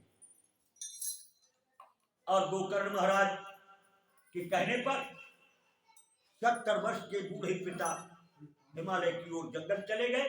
वहां भागवत के 10वें स्कंद का पाठ करते हुए और वो मुक्त हो गए। अब बची माता धुंधली, अगर फल खा लेती तो गोकर्ण जैसे बालक होता, नहीं खाया। अब एक दिन उसको भी कई लाठी पड़ी धुंधकारी की, धन बता। आखिरी में अर्धरात्रि के कुआं में गिर के माता मर गई। अब बचा धुंधकारी। गोकर्ण भैया ने देखा माता पिता दोनों नष्ट हो गए और धुंधकारी की ये हाल है। वो तो संसार से वैराग्य लेकर तीर्थों में भ्रमण करने लगे, और यहाँ दुनिया भर का कुद्रव्य ला के पालन करता हुआ एक दिन दुष्ट स्त्रियों ने कहा कि आप हमको बहुत सा धन ला के दो। वो गया राजा के यहाँ, बड़ी चोरी किया, बहुत वस्त्र बहुत सोना चांदी डालकर ढेर लगा दिया। उस धन को देखकर दुष्ट स्त्रियों का रात में मन बदल गया। वो तो नशे में मन में सो रहा है। उनने विचार किया कि ये रोज चोरी करता है, एक न एक दिन तो पकड़ा जाएगा, तो राजा इसे चूली में लटकाएगा। चूंकि इसके हिस्सेदार हम हैं तो हमको भी मृत्यु दंड मिलेगा। मन में विचार किया इसको तो मरना ही, हम ही काहे न मार दें, जब इसको मरना ही है तो हम मार डालें। और नशे में सोते हुए धुंधकारी को अर्धरात्रि में उन्हें हाथ पांव गले नाक कान सब में रस्सियों की फांसी लगाकर मारने का उपाय करती रही, पर मरा नहीं दुष्ट था। आखिर में जलते हुए अग्नि के अंगारे झाड़े में ले करके उसके मुंह में ठूस ठूस कर बड़े कष्ट से उसको मार डाला, मर गया। अकाल मृत्यु इस प्रकार से मारा गया स्त्रियों के द्वारा। महान प्रेता कुकर्म था, अपने कुकर्म के द्वारा महान प्रेत हो गया। प्रेत न खा पीता, न पी पाता, न सो पाता, न जग पाता, वो कुछ नहीं कर पाता। भागता फिरता है, हवा में उड़ता फिरता है, उसका शरीर भी नहीं रहता, धोखा रहता। ये मुंह आकर के ये आकर के सुई बराबर मुख हो जाता है। अब सुई बराबर मुख से खाए कि पिए कि क्या करे, इस प्रकार तड़पता रहता है। 10 दिशाओं में घूमता रहा। कुछ दिन के बाद तीर्थों में भ्रमण करते हुए गोकर्ण भैया ने सुना हमारा भाई की मृत्यु हो गई। तो भाई बंधु अपने लोगों को तरने का उपाय करे। वो बंधु मान लो अपन कथा क्यों सुन रहे कि हमारी माता जी वैकुंठ जा, वो ही तो पुत्र है। पुत्र वो है जो गिरे हुए माता पिता को नीचे उठा। पुत्र को इतना मृत्यु के बाद की जितनी क्रिया की जाती है, पिंडदान हो, चाहे श्राद्ध हो, चाहे गया हो, चाहे प्रयाग हो, चाहे भागवत हो, ये सब प्राणी के तरने के उपाय। अगर पिता से कुछ बिगड़ गई, हिरण्यकश्यप से बात बिगड़ गई, तो प्रहलाद ने उसको उठा दिया। पुत्र उसी का नाम है जो श्रेष्ठ पद से गिरे हुए माता पिता को नीचे उसको उठा करके ऊपर। अब जिसकी संतान नहीं उसको कष्ट हो जाता है, तो का पुत्र वो है जो नीचे से गिरे ऊपर को उठा दिया। गोकर्ण भैया जिस तीर्थ में जाते पिंडदान कर, पिंडदान पे आधे लोगों की श्रद्धा नहीं रहती। कुछ लोग कहते हैं जहां पिंड दोगे वहां कैसे पहुंच जाएगा, एक अज्ञान है। अरे हम चिट्ठी डालते हैं और दिल्ली में चिट्ठी डालते हैं कि इस कंपनी के बगल में हमारा भाई रहता है, वहां चिट्ठी पहुंच जाती है। तो हम जो पिंड देते हैं, हमारा प्राणी के श्लोक में हम नहीं जानते। हम तो सूर्य अग्नि चंद्रमा इन देवताओं के और पितरों के नाम से पिंड देते हैं। जहां से हमारा पिंड पितृलोक जाएगा, और पितृलोक से हमने संकल्प किया, संकल्प के ही द्वारा तो पूरा धर्म कर्म हो रहा है। तो संकल्प के द्वारा उस स्थान में पहुंचा, वहां से वो फिर वितरण करते, वो उनको मिलता। तो पिंडदान में भी श्रद्धा करनी चाहिए। जहां कहीं किसी के घरों में, कुटुंब में 10-10, 20-20 साल कोई पिंडदान नहीं करता, गया जी नहीं जाता, श्राद्ध नहीं करता, वार्षिक उत्सव नहीं करता, उसके घर में पितृदोष शुरू हो जाता है और वो फिर वो खाने को व्याकुल हो जाते हैं, संतान उल्टी सीधी हो जाती है, कुटुंब बिगड़ जाता है। इसलिए पितरों में भी श्रद्धा रखनी चाहिए, क्योंकि मुख्य तो माता पिता है, पितृलोक है हमारा, हमारे सब कुटुंब के वहां ऊपर पितृलोक विराजते हैं। हम जहाँ ये कर्म कर रहे हैं आज, हमारे पितृलोक तो वहां आनंद होता होगा, धन्य है हमारे पुत्रों को जो ये काम कर रहे हैं। और जो नहीं करते उनको उनके पिता ऊपर से उतने लोगों से गिर के नीचे चले जाते। भगवती महासत्य नमः। जिस तीर्थ में जाते पिंडदान करते, और सालों में घूम के गांव आए, अब न जाने कब से निकले, माता मर गई, पिता मर गए, धुंधकारी मर गया, घर में सांकर लगी है, न जाने कब से नहीं खुला। आए रात्रि में, घर की सांकर खोला, अंदर गए, कचड़ा अपनी दुपट्टा से आंगन से थोड़ी साफ किया, वहीं बैठ गए महात्मा तो है कि अब आज रात भर ऐसे बैठे। फिर सवेरे देखे अर्धरात्रि की धुंधकारी पहुंच गए प्रेतात्मा के रूप में, और वो कहीं अग्नि जल जाता, कहीं पानी बरसने लगता, कहीं घोड़ा बनता, कहीं हाथी बनता, कहीं शेर बनता। गोकर्ण भैया ने कहा, भैया कौन हो आप, क्यों ऐसे रूप बदल रहे हैं, क्या चाहते हैं? उससे बोलते नहीं बन रहा, प्रेम से बोलते भी नहीं रहता, वाणी भी नहीं रहती। गोकर्ण भैया ने हाथ में मंत्र का जल छोड़ा और उससे कुछ बोलते बनने लगा। उसने कहा, भैया मैं आपका भाई धुंधकारी हूं, मेरा उद्धार करो भाई, मुझे बड़ा कष्ट है, समुद्र भरा पड़ा है, मैं जल नहीं पी सकता, अन्नों के ढेर लगे, मैं भोजन नहीं कर सकता भाई, रात दिन हवा के झोंके में उत्तर दक्षिण पूरब पश्चिम नीचे ऊपर और भटक रहा हूं, भैया मेरा उद्धार करो। भाई गोकर्ण ने कहा, भैया मैंने तो तुम्हारे लिए प्रयागराज में श्राद्ध किया, काशी में श्राद्ध किया, गया जी में कहते हैं कि गया जी में समीपत्र प्रमाणेन पिंडम दद्याद्या से, समीपत्र के पत्ते बराबर चावल को गोला करके और अगर पिंड दे दे तो 21 पीढ़ी के लोग तर जाते। मैंने तो तुमको भाई पूरा पिंड दिया है और विधान पूर्वक तुम क्यों नहीं करे? धुंधकारी कहती, भैया आपने एक पिंड दिया है, सैकड़ों पिंड से मैं नहीं तरूंगा, मैं ऐसे कुकर्म में रहा भाई, तुम कोई और उपाय सोचो। गोकर्ण भैया ने कहा, तो सबसे बड़ा विधान तो यही है गया जी, अब तुम ऐसा करो, रात्रि भर शांत रहो, जहां रुकते हो रुके रहो, प्रातः काल हमारे गांव में बड़े बड़े विद्वान हैं, सब लोग जुड़ेंगे और हम ये प्रश्न करेंगे, जो निर्णय होगा हम तुम्हारे उद्धार को करेंगे।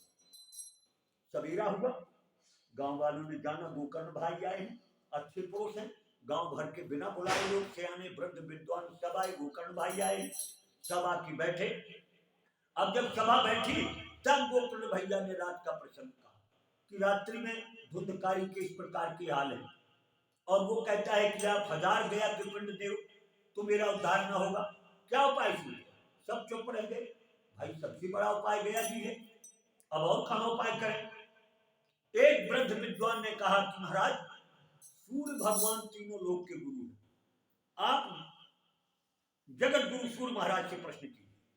गोकर्ण इतने तपस्वी थे कि हाथ में जल लिया और मंत्र पर से सूर्य भगवान के रथ को रोक दिया। रथ में बैठे बैठे सूर्य भगवान कहते, गोकर्ण हमारे रथ को क्यों रोक रहे हो, क्या चाहते हो? कहा, महाराज प्रेत की मुक्ति का उपाय क्या है?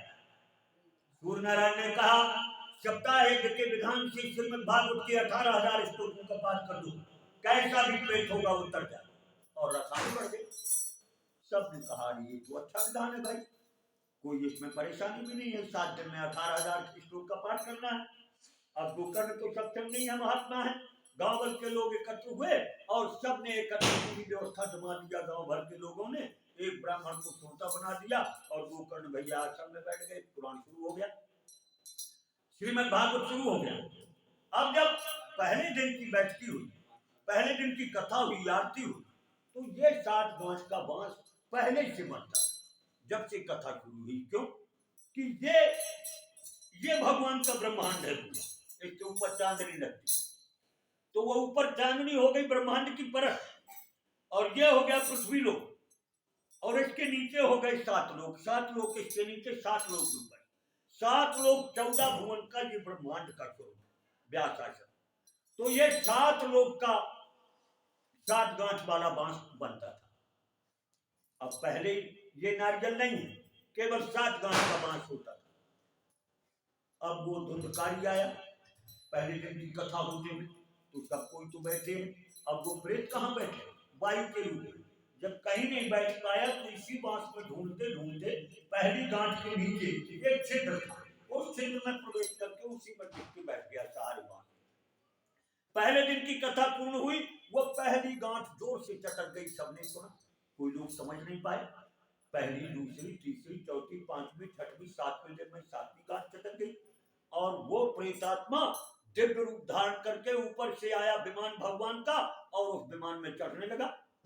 धुंधकारी भाई ने कहा, धन्य है भैया गोकर्णनाथ को और आपकी श्रीमद् भागवत की कथा को, जो कष्ट में पड़े उस प्रेत रूपात्मा को आपने उद्धार कर दिया भैया। धुंधकारी तो विमान में बैठ गया। गोकर्ण ने पूछा उनसे, भगवान के पास कि भैया कथा तो हम भी कह रहे थे और इतने श्रोता बैठे थे, तो ये क्यों नहीं चले? इनको विमान क्यों नहीं आया, हमको विमान क्यों नहीं आया, इसको विमान क्यों आ गया? कहा, सुनने में फर्क है। आप कहते थे कथा कह के अपने काम में अपने सो गए या भोजन कर लिए या दूसरी क्रिया में लग गए, घर के लोग घर के काम में लग गए, बाहर वाले अपने काम में चले गए। जब कल आएंगे तब फिर कथा सुनेंगे।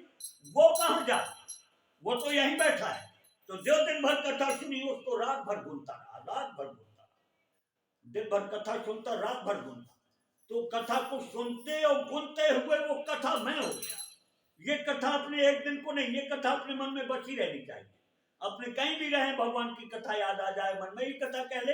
ये नहीं कि जब ब्राह्मण को बुलाने 50,000 रुपया खर्च करेंगे तब कथा सुनेंगे।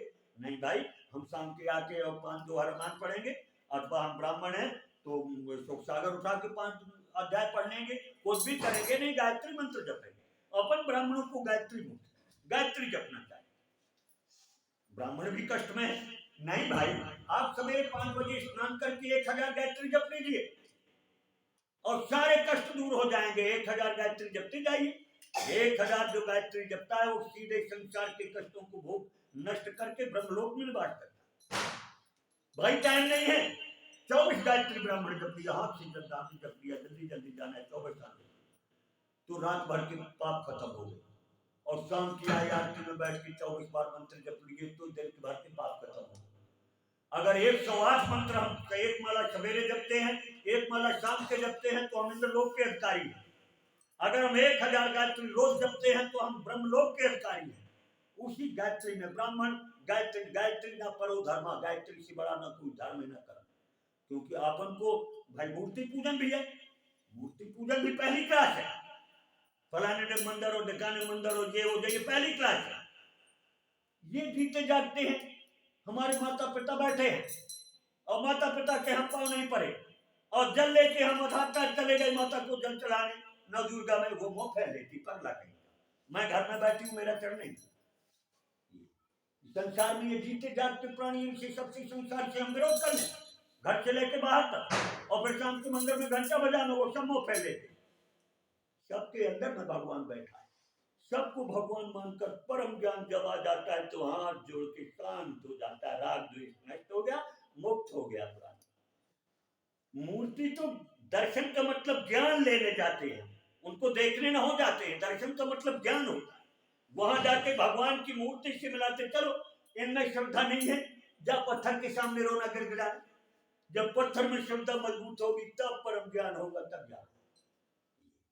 तो ब्राह्मण ज्यादा पीछे नहीं उतरे, न भाव भगत में उतरे, न तंत्र मंत्र में। और उसकी शक्ति गायत्री है, परम शक्ति जो लोक से सारे पापों को नष्ट कर देती है। जब हमारे मन के पुराने पाप नष्ट हो गए तो हमारे संसार के दुख भी नष्ट हो गए, दैहिक दैविक भौता नष्ट हो गई, श्री लक्ष्मी आ गई, सारे सुख हो गए और परम धाम का मार्ग खुल गया हमारा। ब्राह्मण क्षत्रिय वैश्य शूद्र चारों के अलग अलग धर्म, अलग विभाग, अपने अपने मार्ग में चलता है। अब जब कहा ये कुछ नहीं कर रहे तो भाई रामायण पढ़ लो, गीता पढ़ लो या भगवान के दर्शन कर लो, कुछ ना कुछ करना पड़ेगा मनुष्य जन्म के कारण। भगवती महाशक्ति नमः। द्वंद्वकारी विमान में बैठ के आकाश से होता हुआ वैकुंठ चला गया। अब विमान में बैठे हुए लोगों ने कहा, गोकर्ण भैया आप तो अगले सावन में जब कथा करोगे दोबारा तो धुंधकारी को तो लेने हम पार्षद आए, आपको लेने साक्षात भगवान आए। आया अगला सावन और सावन में फिर गांव भर में व्यवस्था करके गोकर्ण भैया गद्दी में बैठे, ब्राह्मण श्रोता बना, 7 दिन कथा हो और 7 दिन के कथा के बाद साक्षात भगवान कृष्ण, भाई 5000 वर्ष पहले की बात है, अब तो बहुत कलयुग कर गया, शुरुआत की बात थी, भगवान प्रकट हो गए, साथ में अर्जुन है, प्रहलाद है, राजा बलि है, जितने भगवान के नारद हैं, ऐसे भक्तों के साथ और तान बान सिया के पूरा समाज भगवान में हो गया, जीते जी सबको उतार दिया। जैसी त्रेता युग में भगवान परमात्मा राम ने पूरे अयोध्या वासियों को पशु पक्षियों सहित ले गए थे, वैसे कुत्ता चांडाल गधा तक को उस गांव के लोगों को और सब प्राणियों को भगवान कृष्ण विमान में बैठा कर ले गए। बोलिए वृंदावन बिहारी लाल जी। अभी तो 6 नहीं बजे, अंधेरा हो गया बाहर है ना, अभी और कथा कह। बोलिए वृंदावन बिहारी लाल जी की। ये 5 अध्याय महात्मा भागवत ये है, भागवत से ये होता है तत्काल मुक्ति। भागवत अब प्रारंभ कहां से हो, कहा पहले महाभारत से शुरू, महाभारत की कथा क्यों होगी भाई, कहा और पुराण तो होते हैं तो महाभारत की 10 पीढ़ी पहले से शुरू होती, पर नहीं, ये भागवत प्रारंभ होगा क्योंकि महाभारत से कृष्ण की कथा का उदय हो। महाभारत के पात्र कृष्ण के साथ थे, तो जब महाभारत पूरा हो गया, सब मर गए, कोई नहीं बचा, दुर्योधन, तो दुर्योधन जाके, दुर्योधन को जल की समाधि सिद्ध थी, वो भी साधारण पुरुष नहीं था, वो कलयुग था, साक्षात कलयुग। जो दुर्योधन ने चला दिया है वही चल रहा है संसार में, वो बढ़ता है, वो घटा नहीं। महाभारत है, ये संसार भी महाभारत है, जो महाभारत में होता था वही पूरे संसार में हो रहा, महाभारत में ही रहता। अपन भी महाभारत के कोई पात्र हैं, अपने को सोच ले कि मैं कुंती हूँ, कि द्रौपदी हूँ, कि सुभद्रा हूँ, अथवा मैं भीम हूँ, कि अर्जुन हूँ, कि अभिमन्यु हूँ, कोई ना कोई पात्र है, और वो पात्र अपने पर अपन ब्राह्मण तो पात्रों में न पड़े, उस महाभारत से निकल आवे ब्राह्मण, और संसार मानेगा नहीं, बिना महाभारत युद्ध हुए, बिना ये मारेगा नहीं, इसलिए ब्राह्मण ज्ञानी है, महाभारत को छोड़ के निकल आवे, ऐसी एकांत ज्ञान यज्ञ में अपना समय लगा दे, महाभारत होता रहे। सब मर गए, अकेले नहीं मरा दुर्योधन, वो जाके और बहुत गहरे जल में समाधि में बैठ गया, उसको समाधि सिद्ध थी, और 5 पांडवों के शायद भगवान कृष्ण ढूंढ रहे हैं, वो तो अंतर्यामी पहुंच गए, वहीं का यहाँ छुपा है। और भीमसेन ने चिल्लाकर कहा, निकल कायर बाहर। पहले तो कहते रहे पर नहीं निकला, कायर कहा, निकल आया, कायर नहीं था, योद्धा था, जैसे कायर कहा निकल आया, और निकल आया तो धर्मराज ने कहा, सुन, श्याम को मार डाला, अकेले बचाए, अब लुका है, अपने जी को बचाने के लिए लाखों को मरवा दिया तुमने, खून की नजर बाहर। अब हम 5 भाई हैं, 5 भाई में चुन ले जिससे तुझको लड़ना, तुम सबसे छोटे भाई सहदेव से लड़ ले, और मैं लिख के देता हूँ चाहे मुझसे लड़, अगर मैं हार जाऊं, मेरा छोटा भाई हार जाए, तो हम तेरा पूरा राज्य वापस कर। दुर्योधन की मन में एक कामना हमेशा थी कि मैं इतना बड़ा गदा योद्धा हो जाऊं कि समाज के बीच में एक बार भीमसेन को लुटा मार। इसलिए वो दाऊ जी को गुरु मंत्र लिया था, दाऊ से गुरु मंत्र लिया था बलराम जी से। बलराम जी की बराबरी का कोई योद्धा नहीं था गदा युद्ध, और गदा युद्ध जब सिखाया दाऊ जी ने, तो दुर्योधन को दाऊ ने कहा कि पहला नाम मेरा, मेरे बाद तुझसे बड़ा गदा युद्ध में कोई नहीं। उस गदा युद्ध में प्रवीण था, तब उसने कहा कि किसी को भी चुन ले, तो सहदेव को भी न चुन लेता, और धर्मराज से कहता तुमसे लड़ नहीं, उसके मन में कामना थी एक दिन भीम से लड़ना, कहा भीम से लड़ूंगा, कहा एक गदा ले लिया काला, जब खड़े हो गए युद्ध शुरू हो गया, घनघोर युद्ध हुआ।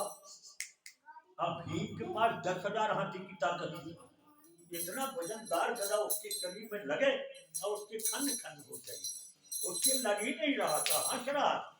अरे क्या बात है भाई। एक दिन माता गांधारी ने दुर्योधन को बुलाया, कहा बेटा है तो दोस्त बहुत, राज्य ने न्याय किया तय, पर क्या करूं माँ की ममता बड़ी कठिन होती है।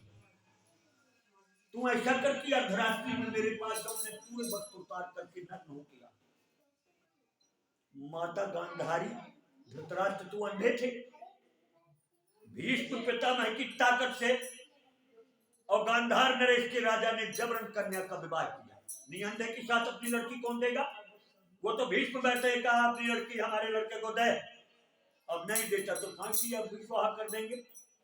दब के अपनी गांधारी लड़की, और गांधारी ने जब मंडप के नीचे देखा कि मेरे पति अंधे हैं, तो उस पतिव्रता ने अपनी आंखों में पट्टी बांध ली। वो पट्टी कभी आज माता ने, वो शकुनी इसी का तो बदला ले रहा था कि जबरन मेरी बहन को और ये अंधा ले गया, तो अब मैं उसी अंधे कुल में रह करके इनका नाश करूंगा। वो नाश ही करने को, लड़ाई करने को आ गया था। आज माता ने कहा है तो दुष्ट बेटा, पर अर्धरात्रि में आना, मेरी आंखें सिद्ध हो गई, मैं अपनी आंखों की पट्टी खोल के तुझको देख दूंगी, तेरा पूरा शरीर वज्र का होगा। मां की ममता। अब दुर्योधन गया, अर्धरात्रि हो गई, कहा अगर मैं वज्र का हो गया तब तो बात ही अलग हो गई। उसने अपने उतारे कपड़े रखते नग्न होकर चला, किसी को नहीं मालूम, पर भगवान से क्या छुपा है। परमात्मा ने समझ लिया कि अरे ये तो वज्र का हो गया तो फिर मारा न मरेगा कलयुगी। महल में जहां जिस महल के रास्ता से आ रहा था वहीं खड़े मिल गए भी।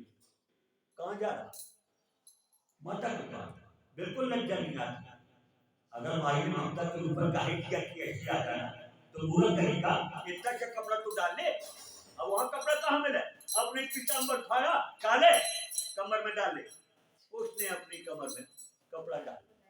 अब जब माता के पास गया और माता ने वस्त्र खोला, पूरा शरीर वज्र का हो गया। जब कमर में कपड़ा लगा देखा तो माता रो उठी, कहा पागल, तू तो मेरा लड़का है, पुत्र है, बच्चा है, अपने को जवान समझ लिया पागल कहीं का। जहां तूने कपड़ा डाल लिया है वहीं से तेरी मौत हो। अब यहां से यहां तक गदा चल नहीं रहा था, कमर के ऊपर ही गदा चलते हैं।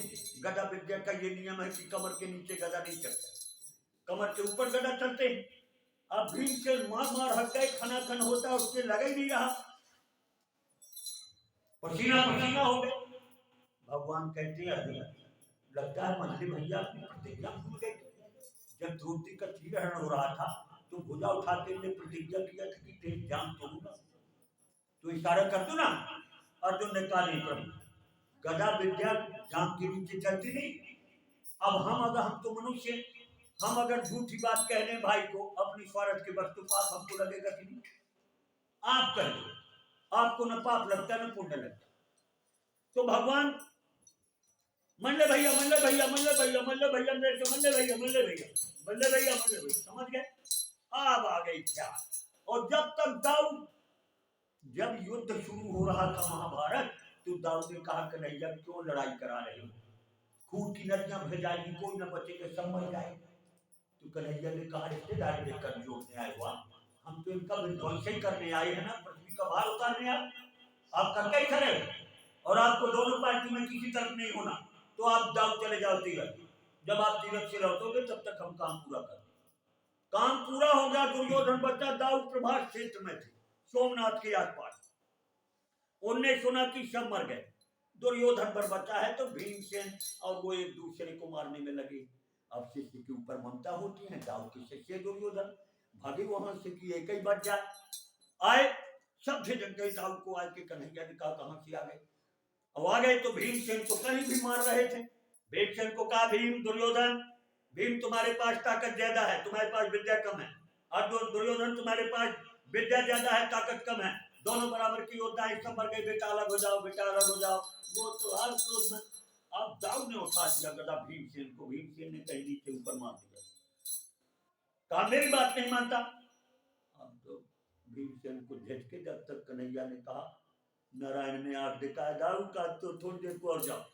अब जब नारायण ने आग दिखा दिया दाऊ की ताकत है कि वहां 1 मिनट रुके, कहा थोड़ी देर को और जाओ आप। दाऊ तुरंत चले गए, और तुरंत चले गए तो कन्हैया ने कहा कन्हैया भाई भाई भाई यहाँ बस चल पड़ी गदा, गदा गदा से तोड़ी जान दुर्योधन की, भीमसेन बलवान जान है जान मार के मरा कर, मरा नहीं अधमरा।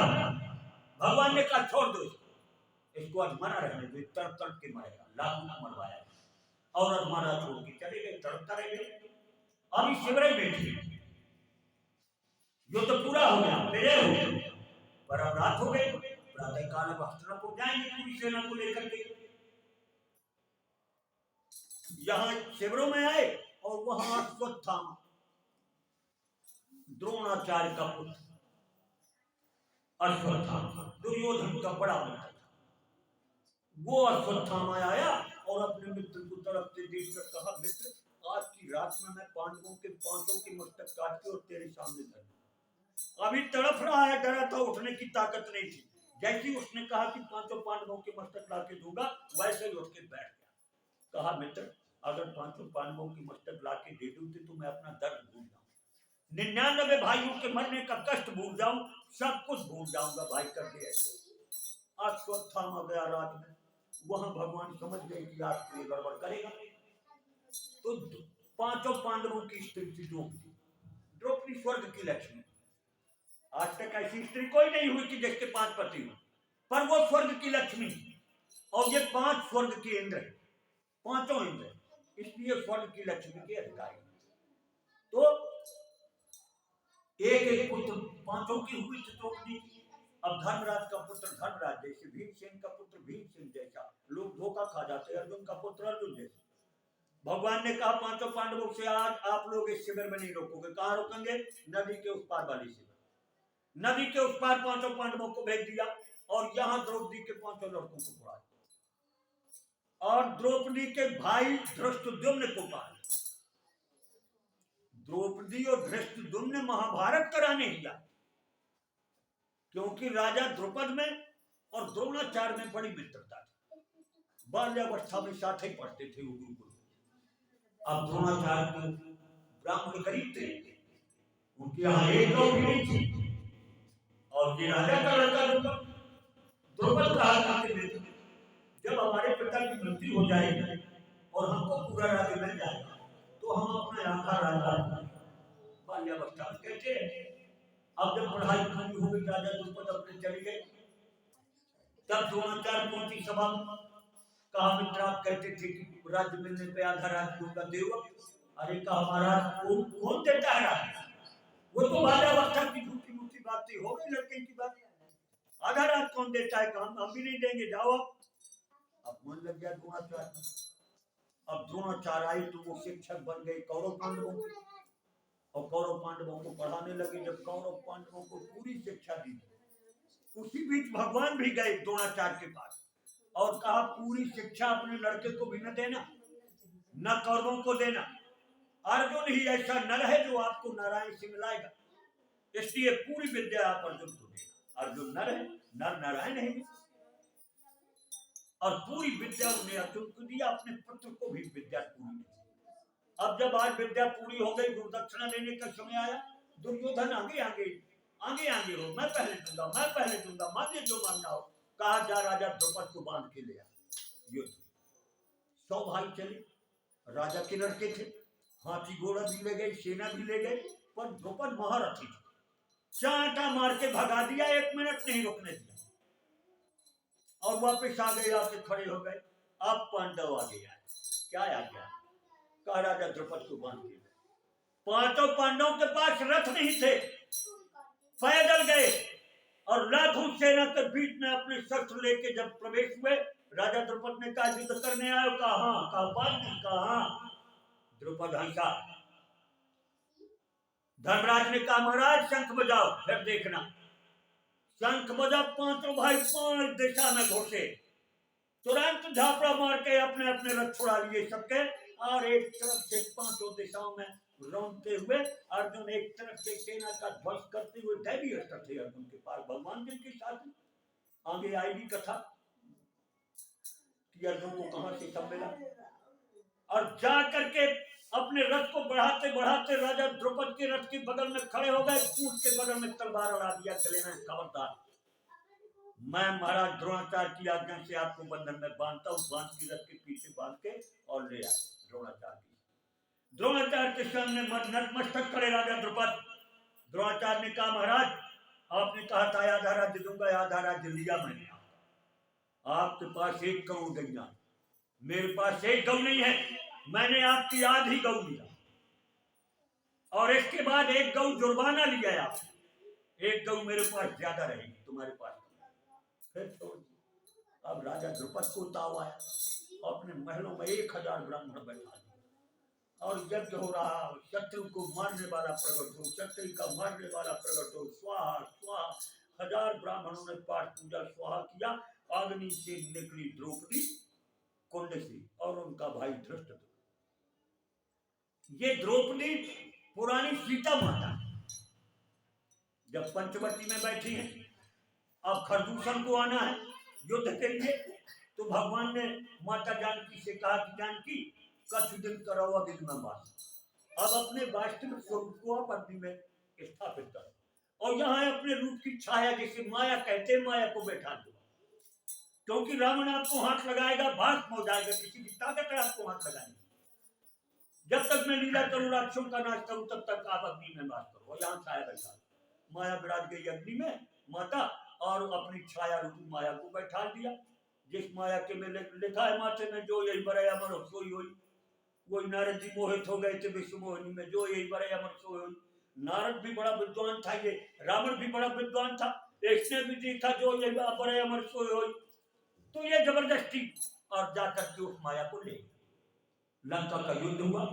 लंका को भगवान ने जीता और जीतने के बाद जब माता जानकी को बुलाया तो कहा अग्नि परीक्षा हुई। अग्नि परीक्षा मतलब माता को निकालना है। अब अग्नि जब प्रकट हुई तब अग्नि भगवान वो पुरानी सीता पंचवटी में जो समाई थी उनको अपनी गोदी में लेके आए और जैसी की तैसी भगवान को अर्पण किया। अब वो छाया सीता खड़ी, छाया सीता कह रही भगवान हम कहाँ जाएं? कहे आप जाओ पुष्कर और वहां 10,000 वर्ष तक तपस्या, फिर आप स्वर्ग की लक्ष्मी बन जाओ। तो वो छाया सीता गई, 10,000 वर्ष तक तपस्या किया, फिर जाकर स्वर्ग की लक्ष्मी हो गई। वो स्वर्ग की लक्ष्मी और राजा द्रौपद के यज्ञ कुंड से निकली, द्रौपदी और धृष्टद्युम्न। तो वो द्रौपदी का भाई धृष्टद्युम्न ने द्रोणाचार्य को मारा, क्योंकि द्रोणाचार्य के मारने के लिए प्रकट हुआ था, वो पिता के द्वारा द्रोणाचार्य से अपमान हुआ था। अब द्रोणाचार्य का यह है कि भगवान कृष्ण ने कहा अर्जुन जब तक जिसका नाम ही द्रोण है, द्रोण यानी धनुष, उसका नाम ही द्रोण है द्रोणाचार्य, जब तक उनके हाथ में धनुष या कोई माई का लाल उनको जीत नहीं सकता। उपाय क्या है? कहा उपाय है उनका लड़का अश्वत्थामा। इतना प्रेम करते हैं अपने पुत्र से कि अगर बड़े भैया झूठी कह दें कि अश्वत्थामा मर गया तो वो 1 मिनट में उनका धनुष गिर जाएगा, उसी समय कोई मार देगा। छलबल तो करना पड़ेगा। बड़े भैया से कहा, बड़े भैया धर्मराज, उन्होंने कहा नहीं भाई अब झूठ नहीं। तो भीमसेन से कहा भीम एक अश्वत्थामा नाम का हाथी खड़ा है सामने, उसका नाम अश्वत्थामा, तुम उस हाथी को मार दो और जाके द्रोणाचार्य के सामने चिल्लाओ कि मैं अश्वत्थामा को मार दिया, मार।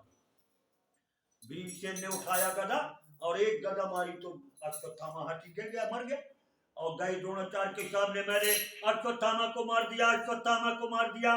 गुरु द्रोणाचार्य कहते मूर्ख कहेगा तू मार देगा अश्वत्थामा को? अश्वत्थामा भाजी बुरा है क्या? अश्वत्थामा महारथी है, तेरी ताकत है उसको मारने की।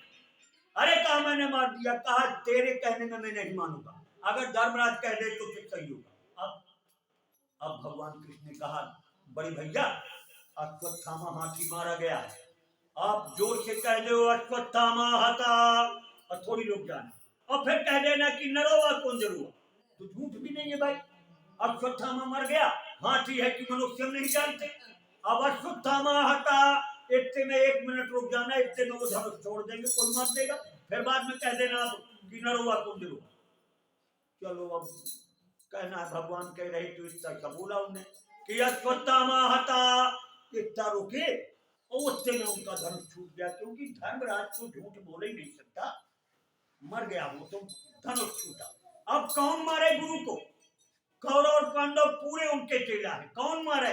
धृष्टद्युम्न उन्हीं को मारने को उत्पन्न हुआ था। उसने यहाँ वहां देखा और तलवार लेके रथ में चढ़ा, मस्तक काटा। वो धृष्टद्युम्न भी अश्वत्थामा का बैरी था, क्योंकि उसने पिता को मारा था। आज उस शिविर में 5 द्रौपदी के लड़के और मामा पड़ा था। अश्वत्थामा घोषा रात के और सोते हुए 5 को मार डाला, और इसके बाद उसके मामा को धृष्टद्युम्न को भी मारा। युद्ध पूरा हो गया था, सवेरे हुआ, कोलाहल मच गया। द्रौपदी बिना कुटी स्वर्ग की लक्ष्मी। अर्जुन आ गए, पांडव आ गए, भगवान आ गए। अर्जुन ने प्रतिज्ञा कर लिया, दिनष्ट के पहले मार डालूंगा उसको, उसी के खून से तुम अपने बाल धोना। लक्ष्मी ने आंसू पोंछे, अभी तो उनके बाल ही नहीं बंधे, बाल छुट्टा है, जब से बाल खींचे हैं सबका नाश कर देगी तब माने। और भगवान के रथ में बैठे अर्जुन, आगे आगे अश्वत्थामा भगा, पीछे पीछे भगवान का रथ दौड़ा। अश्वत्थामा ने देखा कि ये तो मृत्यु के समान आ रहा है, उसने ब्रह्मास्त्र चला दिया। उनके पिताजी द्रोणाचार्य ने उसको ब्रह्मास्त्र चलाना बताया था, लौटाना